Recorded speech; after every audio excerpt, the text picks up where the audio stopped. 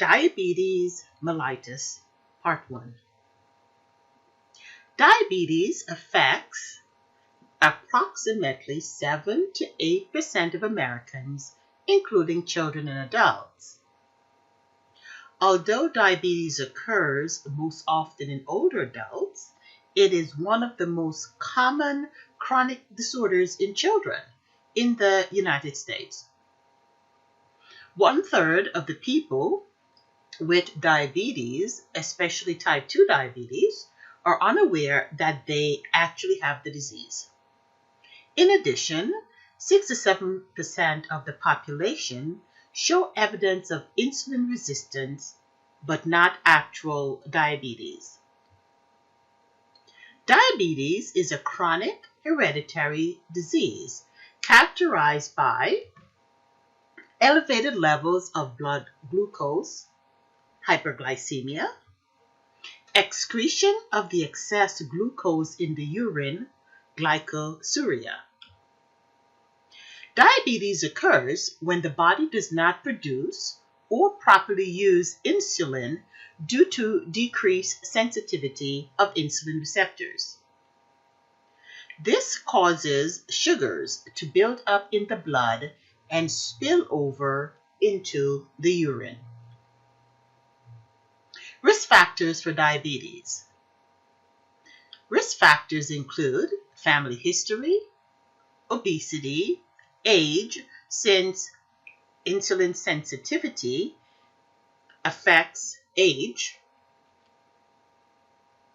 race and ethnicity, and it's also highest among Native Americans, and there are also high rates among African Americans and Hispanics.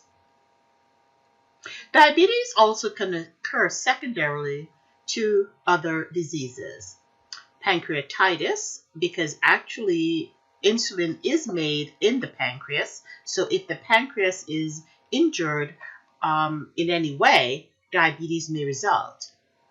Cirrhosis of the liver, cystic fibrosis, and other disorders of the endocrine glands increases the risk for diabetes.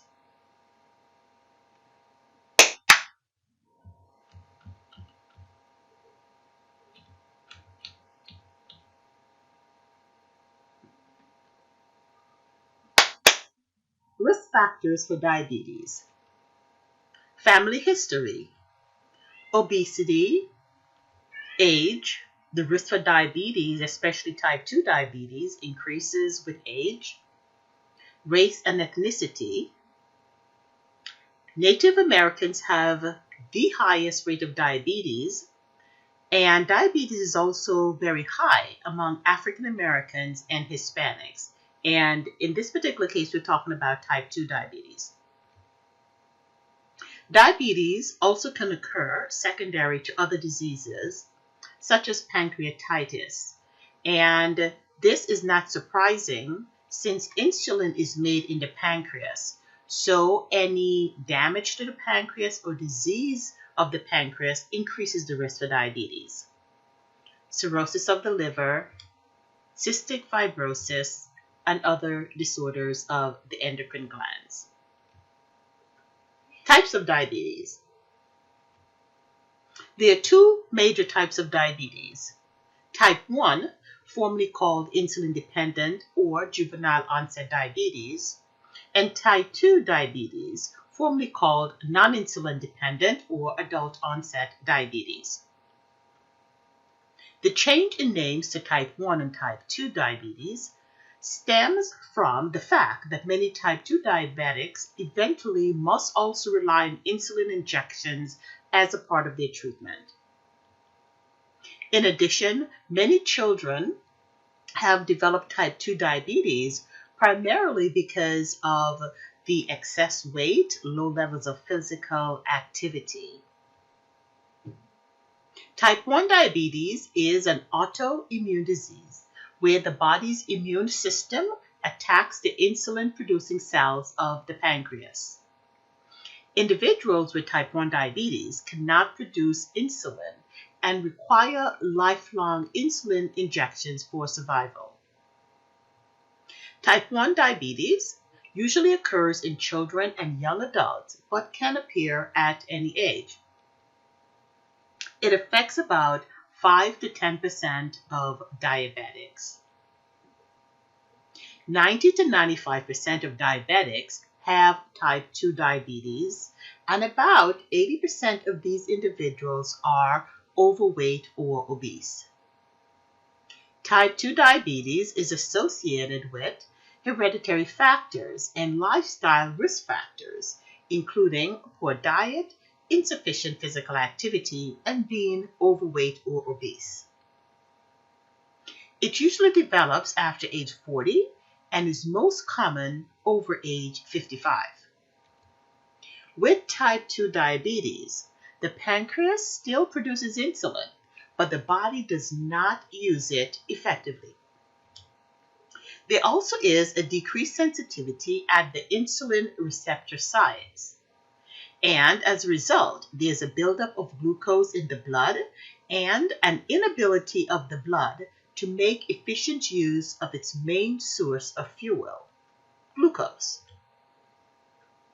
Before individuals develop type 2 diabetes, they almost always have prediabetes. This means that blood glucose levels are higher than normal, but have not yet developed enough to be diagnosed as diabetes.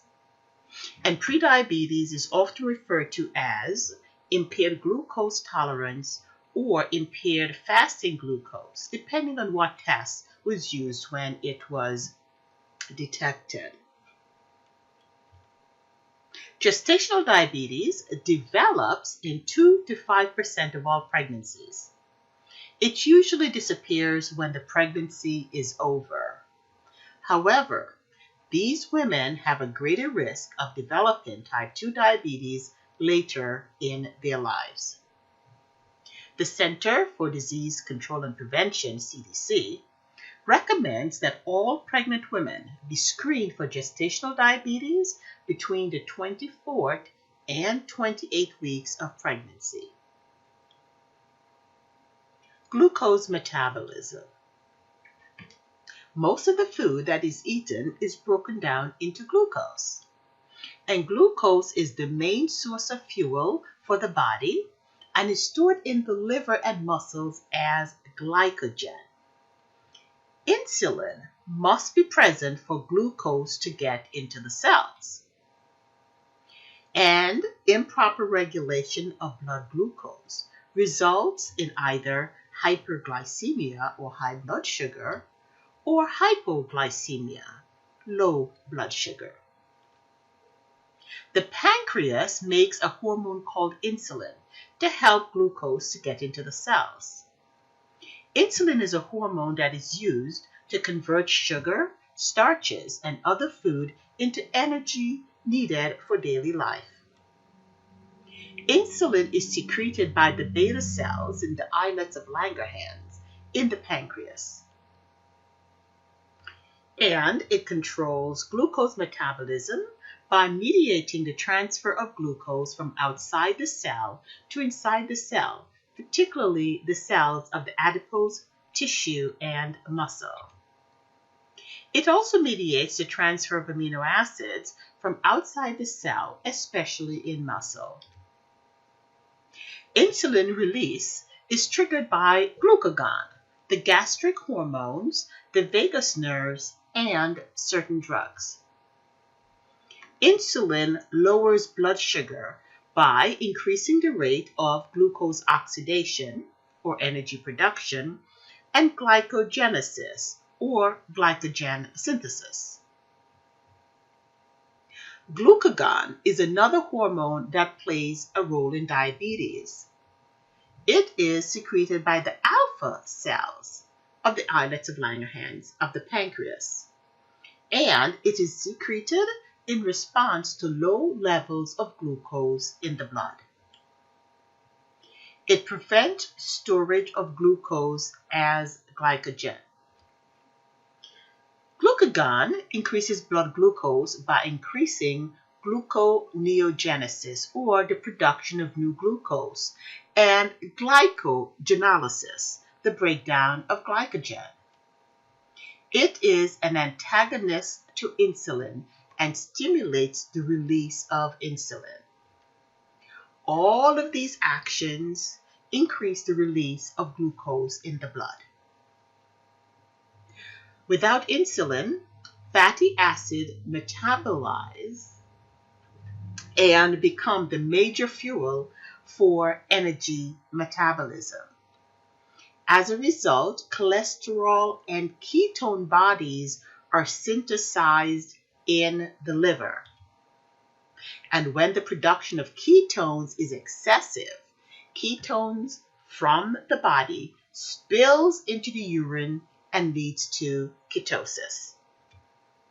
And the excess ketone bodies require water for excretion by the kidney. And ketosis interrupts the body's acid-base balance and leads to a drop in blood pH levels. In extreme cases, it can lead to coma and death.